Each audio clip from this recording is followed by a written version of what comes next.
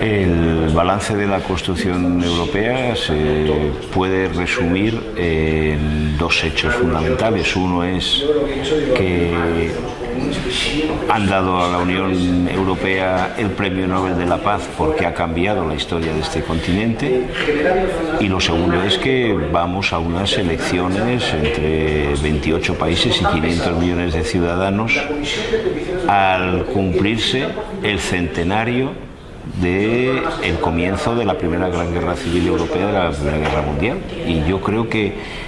a partir de la paz hay que decir que estamos construyendo una casa en la que habitamos, que es una democracia supranacional, que eso no es fácil, pero que hemos construido ya, hemos logrado lo más difícil, y que lo que tenemos que saber es, en este momento, para superar la crisis, es recuperar la confianza